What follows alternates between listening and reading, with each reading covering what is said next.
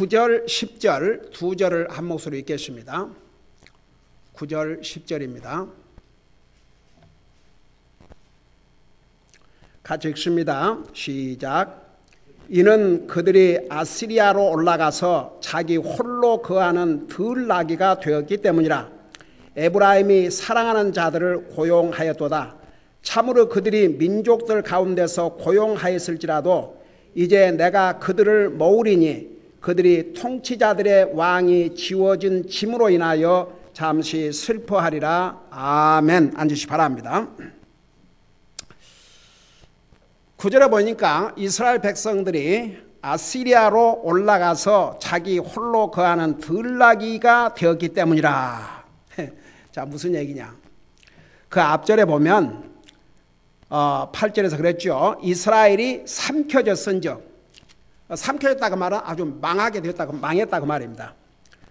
즉 이제 그들이 이방인들 가운데서 기쁨을 담지 않은 그릇같이 되리니, 지난번에 자세히 설명했죠. 아무런 쓸모없는 그릇, 음식을 담지 못하는 깨진 그릇이 무슨 소용이 있겠습니까? 그런 상태가 됐는데, 자, 왜 그렇게 됐느냐? 바로 9절에서 그걸 설명을 하고 있습니다. 왜 이스라엘이 삼켜졌고 깨진 그릇처럼 아무런 쓸모없는 나라가 되었느냐?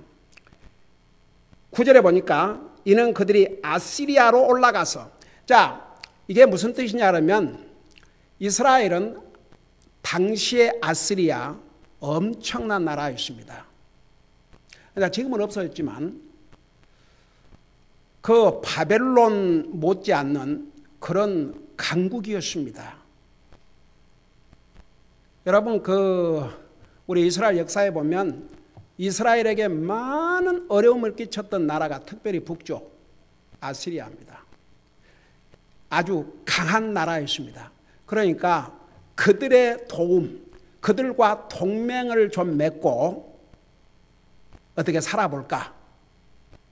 그렇게 해서 이제 동맹을 맺은 건 좋은데, 여기에 아시리아로 올라가서 거기 홀로 거하는 들나귀가 되었다. 이게 뭔 말인가? 여러분, 그 들나귀라는 게 그게 아주 그 짐승 중에서 굉장히 컨트롤하기 어려운, 자기 마음대로 하고 싶어하는 그런 욕망을 가진 짐승이랍니다. 여러분, 잠깐 여러분 욥기에 보면 이 들나귀에 대해서 설명을 하고 있는데, 여러분 눈으로 한번 보세요. 욥기 39장을 보시기 바랍니다. 욥기 39장 페이지 수로 844페이지 옵시다.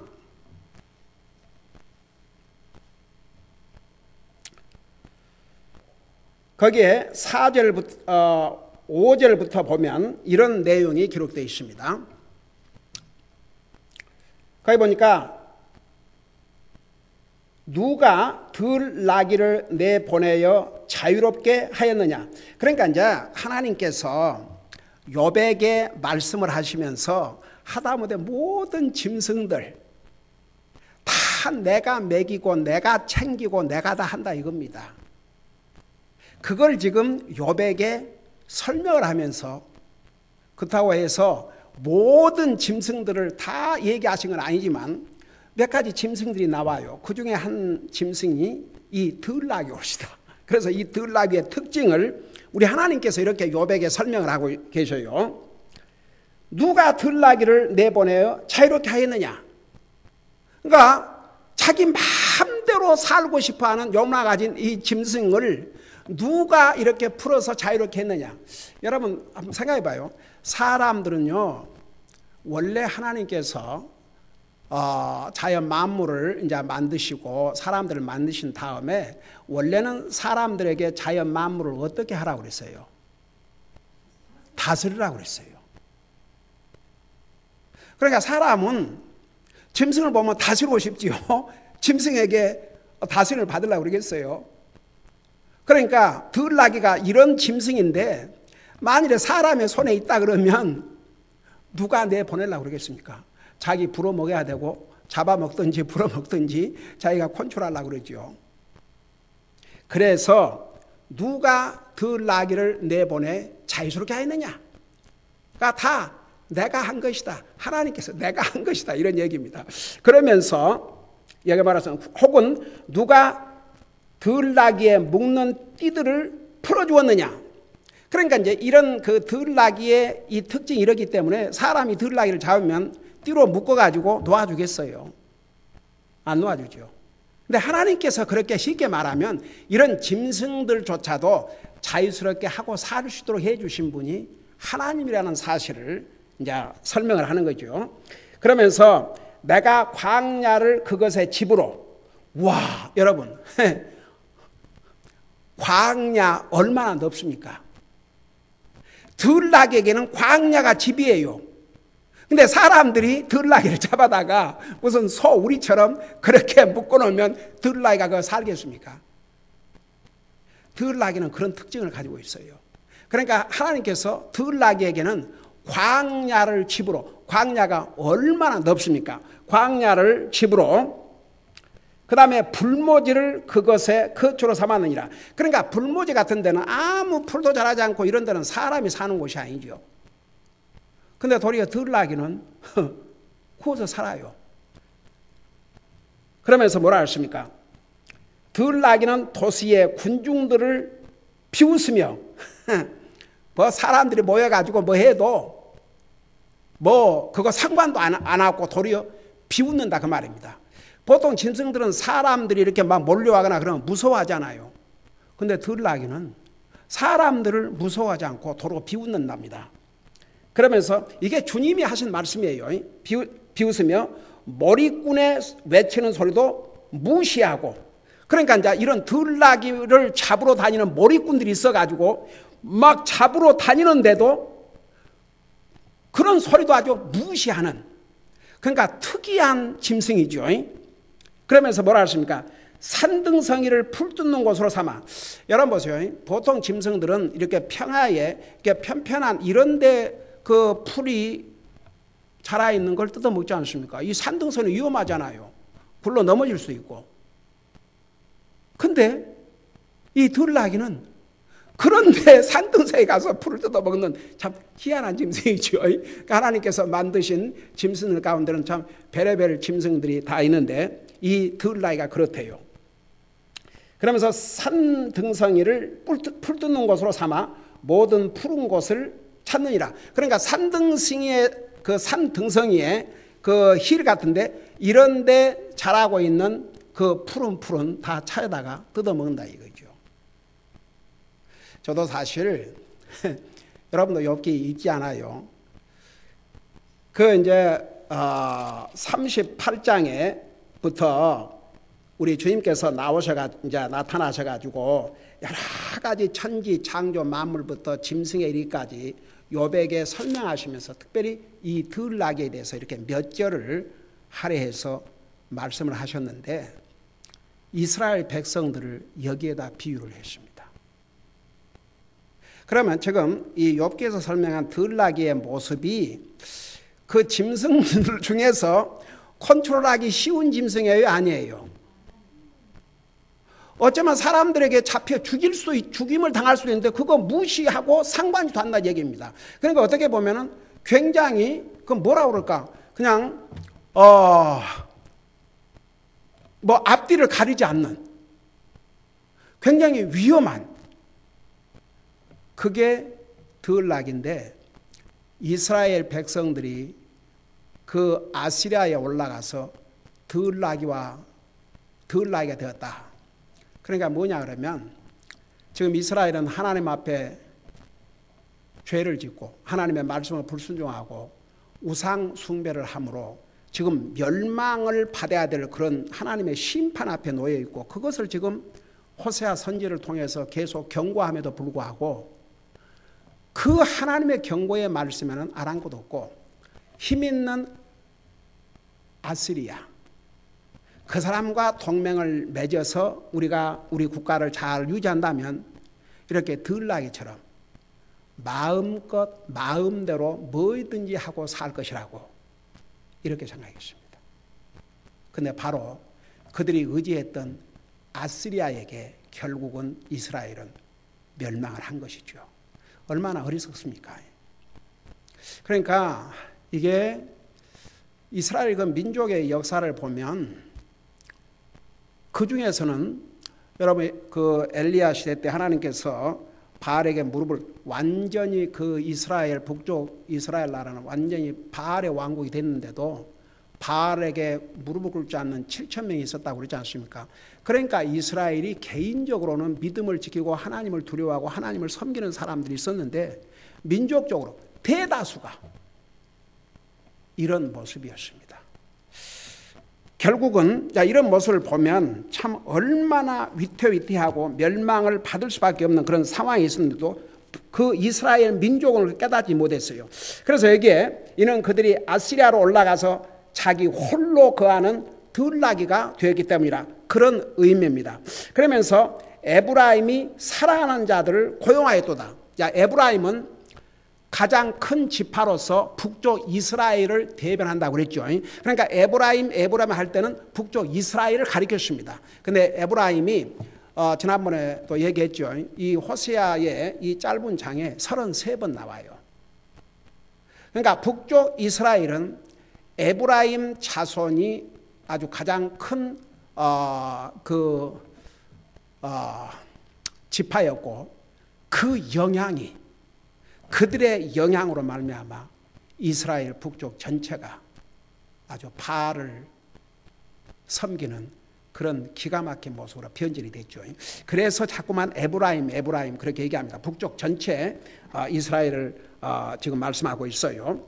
그래서 에브라임이 곧 이스라엘이 사랑한 자들을 고용을 했다. 이게 뭔 말이냐? 당시에 여러분 보세요. 이제 이스라엘 나라가 점점 자기들도 알았어요.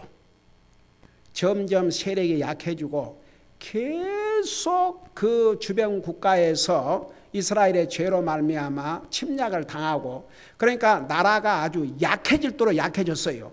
그러니까 힘 있는 아시리아라고 동맹을 맺는데 한번 생각해 봐요. 그냥 동맹을 맺겠습니까?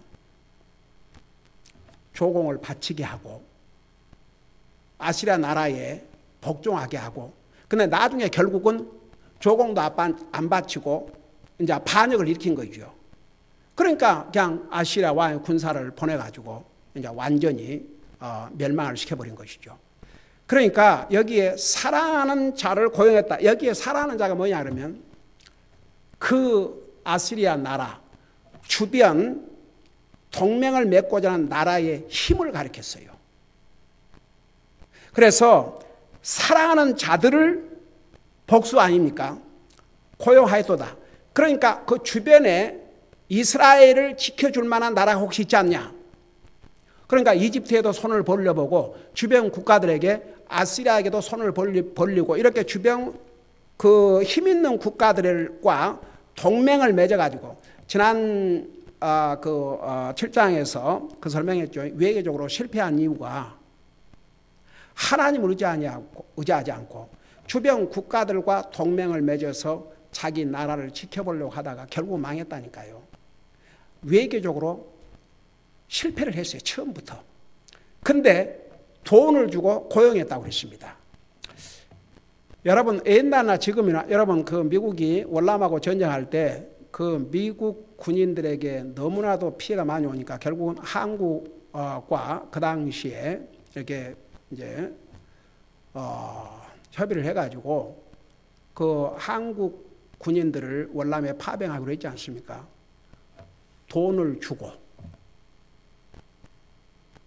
그래서 지금 심지어는 저 러시아 그 유크레인하고 지금 전쟁을 하면서 벨라루스인가 그 군인들에게 돈을 주고 사고 그러니까 쉽게 말하면 전쟁을 위해서 돈을 주고 사는 것이죠.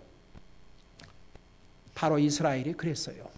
돈을 주고 주변 국가들에게 도움을 구하고 동맹을 맺기를 원했습니다. 근데 결국은 동맹의 도움은 받지 못하고 도리어 계속 고통만 당하고 그러다가 이제 아시리아에 결국 의해서 망했지 않습니까?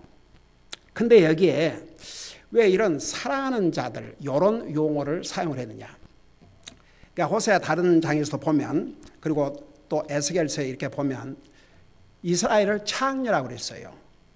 지난번 우리 배웠죠. 이스라엘은 창녀, 남편을 배신한 창녀와 같다 그랬어요. 근데 보통 창녀는 자기를 원하는 그 사람의 돈을 받고 자기 몸을 파는 거 아닙니까? 그래요, 안 그래요? 근데 이스라엘은 창녀 짓을 하면서 도리어 돈을 주고 창녀 짓을 한다고 그랬어요. 그러니까 창녀 같지도 않다고 에스겔서는 그렇게 표현하고 있습니다. 그러니까 이스라엘이 그 정도로 부패했어요. 여러분 잠깐 에스겔서 16장을 잠깐 보시기 바랍니다. 에스겔서 이스라엘의 이 부패한 모습들을 이 호세아서에서만 얘기한 것이 아닙니다. 에스겔서 16장을 잠깐 펴보시기 바랍니다.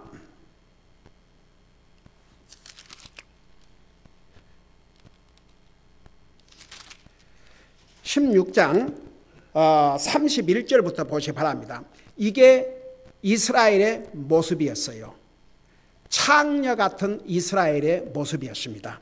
자, 그걸 생각하시면서 보세요. 31절 보기 전에 그 28절에 보면 내가 만족하지 아니하므로 아시리아 사람들과도 음녀짓을 행하였도다. 참으로 내가 그들과 창녀짓을 행하였으나 만족하지 못하였고, 그러니까 아시리아의 동맹을 맺어가지고 어떻게 좀 자기 나라를 유지해 보려고 그랬지만 실패했어요. 결국은 그 나라에 의해서 망했지 않습니까? 그러면서 31절을 보세요. 내가 모든 길머리에 내 우뚝 솟은 처소를 짓고 모든 길거리에서 내 높은 처소를 만들고도 싹쓸 거절함으로써 창녀 같지도 아니하였으며. 여러분 창녀 짓을 하는 사람은 돈을 받고 창녀 일을 하는 거예요. 창녀 짓을 하는 거죠. 근데 창녀 같은 행위를 하면서 싹쓸 받지도 않고 도리어 싹쓸 자기가 내놓고 창녀 짓을 했다 그 말입니다. 그러면서 32절에 오히려 자기 남편 대신 낯선 자들을 위하여 간음을 행하는 아내와 같도다. 그 다음에 33절 보세요. 그들은 모든 음녀에게 선물을 주거니와 너는 내 모든 사랑하는 자에게 내 선물을 주며 그들을 고용하여 그들이 사방에서 내게 이르러 너와 행음하게 하는도다. 그러니까 마치 그 창녀가 돈을 주면서 나하고 같이 사랑하자, 꼭 그와 같은 모습을 했다고 말합니다. 이스라엘이.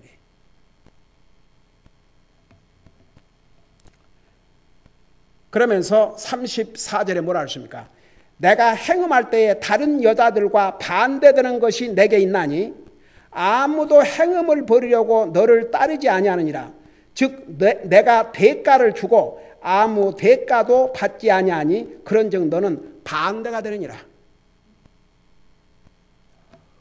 창녀는 돈을 받고 자기 몸을 파는 것이 창녀가 하는 일인데 창녀가 도리어 돈을 주면서 내 몸을 가져달라.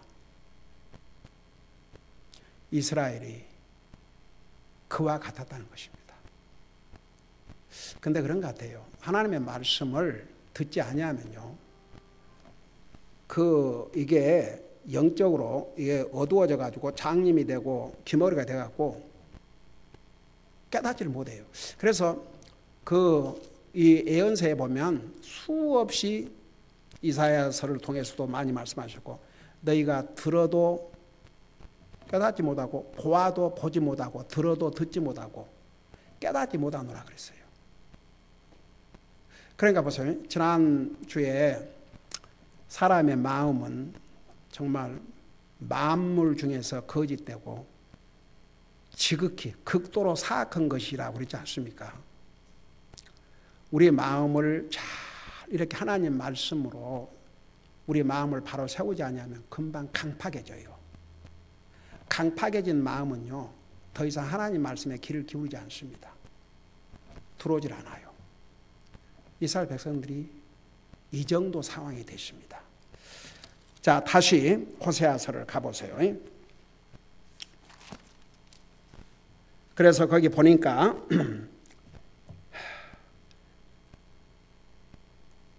민족들 에브라임이 사랑하는 자들을 고용을 했다. 그러니까 쉽게 말하면 그 마치 창녀가 자기 몸을 팔면서 돈을 주는 것처럼 이미 여러분 주변 국가에서 얼마나 이스라엘을 괴롭혔습니까? 그런데도 돈을 주면서 동맹을 맺으려고 그랬어요. 그래서 그 힘 있는 나라들을 자기가 사랑하는 자들이라고 그랬습니다. 저는 이 부분을 이렇게 보면서 정말 이스라엘이 사랑할 대상은 누구예요? 하나님이셨어요. 하나님은 이스라엘에게 남편이라고 그러셨고, 에레미야서에 보면 나는 너를 영원한 사랑으로 사랑하노라. 주여, 다른 분도 아닌 우리 인류의 우주 창조의 창조자시오, 우리 인류의 창조주시오, 우리 인생의 구원자이신 우리 주님께서 나는 너를 영원한 사랑으로 사랑하노라. 주여, 그런 고백을 하나님께서 이스라엘 백성이 하셨어요. 근데 그 하나님은 사랑하지 않고 주변 국가들을 사랑했어요. 그 주변 국가들의 힘을 사랑했어요. 그래서 돈을 주고 그들의 힘을 사용하려고 했지만 도리어 망하게 된 것이죠. 여러분 잠깐 그 10절을 보세요. 참으로 그들이 민족들 가운데서 고용하였을지라도 이제 내가 그들을 모으리니 그들이 통치자들의 왕이 지워진 짐으로 인하여 잠시 슬퍼하리라. 자, 이 부분 다음 주에 계속하겠지만, 그러니까 결국은 이스라엘 백성들이 주변 국가들에게 돈을 주고 그 동맹을 맺고 고용을 해서 자기 나라를 유지했지만 결국은 그 동맹국들의 왕이 지워진 짐 때문에, 그러니까 도리어 그 동맹을 맺고 자기 나라를 지키려고 했던 그 주변 나라들이 전부 무거운 짐, 쉽게 말하면 조공을 내게 하고 종살이 하게 하고 이렇게 해서 그들이 슬픔 가운데 도리어 처하는 그런 일을 당하게 됐다고 말입니다. 그러니까 여러분 보세요. 그 사람들은 자기 멋대로 자기 마음대로 하고 살고 싶어 하지만 이스라엘이 그랬어요. 아시리아 힘을 빌어서 여전히 하나님의 말씀 불순종하고 우상 숭배하고 자기들 원하는 대로 살고 싶었지만 들나이가 되고 싶었어요. 그런데 결국은 망했습니다. 그리고 정말 그들이 사랑해야 될 하나님을 사랑하지 않고 그 사람이 가지고 있는 힘, 주변 국가의 힘, 그걸 사랑했는데 그 결과는 어땠습니까? 망했습니다. 자, 우리에게 주신 교훈은 우리가 언제 가장 행복할 수 있냐 그러면 하나님 말씀 안에서 자기를 잘 디스플린하고 사는 것이 우리에게 도리어 복이고 평화고 우리를 안전하게 지켜주는 것입니다. 그리고 항상 우리가 사랑해야 할 대상은 그 누구도 아닙니다. 우리를 사랑하셔서 자기 생명도 아끼지 않고 주신 우리 주님을 사랑하고 살면 여러분 한번 생각해봐요. 사람도 이게 사람을 사랑하고 살 때 부부가 서로 사랑한다든지 부모 자식 간이 사랑한다든지 이렇게 누구를 사랑하고 살면 그 얼마나 행복합니까? 근데 세상적인 사랑은 전부 일시적인 사랑이에요. 하나님이 향한 사랑은 영원한 사랑입니다. 우리가 정말 하나님 사랑하고 살면 그보다 우리 마음이 행복할 수 없다고 생각합니다. 기도하십시다. 우리 아버지 하나님, 이스라엘 백성들은 하나님의 말씀 안에 살기를 원치 않고 들나귀처럼 자기 마음대로 살고 싶어 하다가 결국은 망했습니다. 하나님을 사랑하는 대신 나라의 힘, 이웃 국가들의 힘을 사랑했습니다. 그들의 강한 힘을 사랑했습니다. 결국 망했습니다. 우리는 이 교훈을 잊지 말게 하시고 항상 주님 말씀 안에서 우리 자신을 잘 훈련하고 살게 하시고 또 정말 우리가 사랑해야 될 분은 우리 하나님이라는 거 잊지 말고 항상 주님 사랑하고 사는 우리 모두가 되게 하여 주시옵소서. 감사합니다. 사랑합니다. 예수님의 이름으로 감사 기도하옵나이다. 아멘.